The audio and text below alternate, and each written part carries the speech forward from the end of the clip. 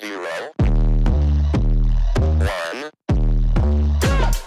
Let's get started.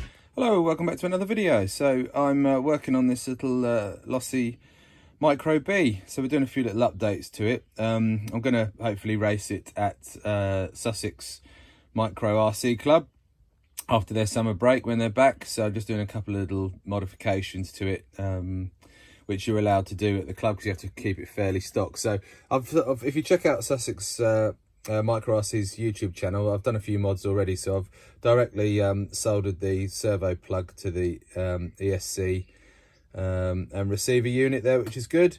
I've also cut down the wires to the motor, so again neatens up the wiring down there. And another mod which I do at the club, which again is free, is to lower the COGs, to cut the bottom out of the battery tray and get the LiPo nice and low in the chassis. So I've done that as well, which is good. Also rebuilt the shocks, so put some green slime on the O-rings there and filled them up with 20 weight oil, which feels okay. And we're just doing a couple of other bits to it at the moment. So the eagle-eyed amongst you will notice that the ball studs are different. So I'll just zoom in there. So we've got these ones which have got a hex head in the top, and these are just the stock round ones there. So with a little look on the bench there, these are the here we are, that's the part number.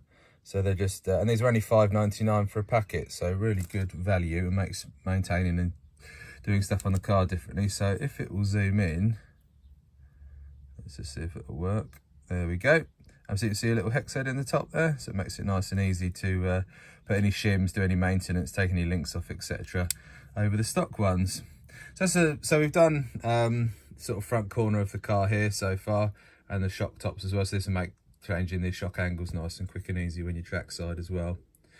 And then the other things we've got to fit, again more just for strength than performance, is these Endura caster blocks. So there's the part number. These came from Model Sport.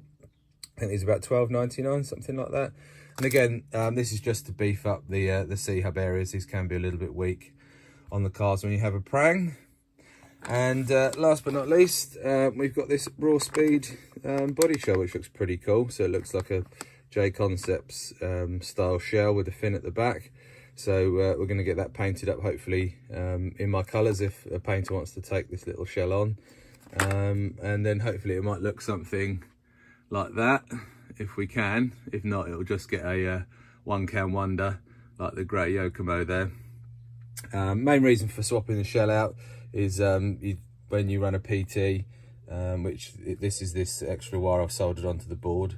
That's a 1.25 JST connector, which fits in the easy lapse transponder, which you just mount on top of the servo. So you need basically a clear window because it works on infrared, I believe. So you need a clear window at the front of the car. You can obviously you know, cut the front window out of this or put a hole in it, or you can strip the paint off, which I did try, but it didn't really work very well. So I thought for the sake of 13 quid, I'll just get a new shell. So there we are. So that's what's on the bench today. So I'll sort of show you it finished up and let you know what the sort of fit of the Endura parts is like. Right, so that's the front end all done. I had to basically strip the front end down to get all the steering rack ones done. So to do that, to take the front end off, you basically have to take off, I'll just get my driver just to point out, you just need to take off those two screws. You can pop the shocks up if you want. Those two ball studs. Then you basically need to flip it over, take out these two, and then basically you can get the front end off, get the steering rack exposed, take that out, and then replace the ball studs in that. So anyway, that was a little bit fiddly and tricky, but now we'll move our way to the back end, and I think this is going to be a bit tricky because you can't obviously get your Allen key wrench down into these ones, so probably have to take the rear tower off, but we'll have a look at that next. Right, so to get to the rear ball studs down here, you just need to basically remove those two bolts there and those two at the front, and the tower, as you can see, will come off. So we'll just pop that all off and we'll do the shocks, ball studs, and the inner and outer ones all in one go for the back end. So it should be quite simple.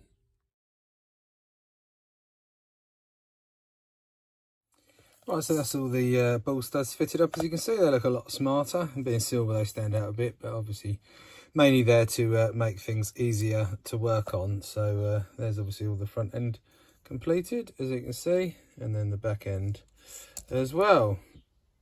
So there we go, looks loads better. So just as a reminder, there is the part number, and these came from Model Sport, and they've got quite a few in stock, I believe. So next up, we're going to fit these caster blocks, and there's the details on that as well. So we'll get the car apart, get these fitted up. So that's them out of the packet. They're tiny little things, aren't they?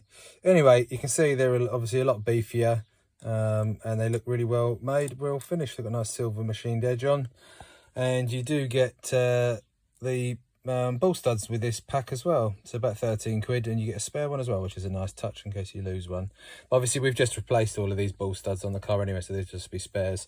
We'll pop a bit of thread lock on the bolt there when that gets bolted back up, but we'll just get this little sucker fitted and show it all done. Just a little tip, just be careful when you're doing these up. You can basically do this bolt up too tight and it pinches the caster block there, so just get it so that it's tight enough, so there's no slop in it, but also so that it can kind of drop under its own weight. I did have to, there was a little bit of flashing on the inside of this part of the arm, so just got a scalpel and just took that off, and then it started running nice and free, as you can see. So we'll get the rest of it bolted up. I'll show you this side done. Right, and because these little kingpin bolts are going into aluminium now, we're just going to pop a little bit of thread lock on them. Don't go mad, obviously you want to be able to get them back out again should you break a hub or whatever. And so yeah, just again be careful not to over tighten these and bind it up. So we'll get that done now. So there we go, that's the stock side, and that's the one with the aluminium Endura caster block. But from a slot perspective, you know, about the same really as per kit, so not any better, not any worse really. But obviously we've got the extra strength there because it's a bit of a weak point on the car. So yeah, we'll get the next side done and get it all back together. There we go, so it's all back together now. So visually it doesn't really look a lot different unless you sort of really look into the detail. But there we go, let's just zoom in on that bit. And so yeah, there's the C blocks done. Obviously all these little jobs done. So anyway, that's the car all ready to go again. So yeah, hopefully we'll get out and race this little thing and see how we get on against the other drivers at the club. So we're just going to whack the stock shell on for now, and then we'll get this raw speed shell off to my painter and see if he can work his magic or do something simple, because I bet it's quite tricky to paint these little things. So we're probably more tricky than a 10th shell. But anyway, there we are. So thanks very much for watching, and I'll catch you all next time.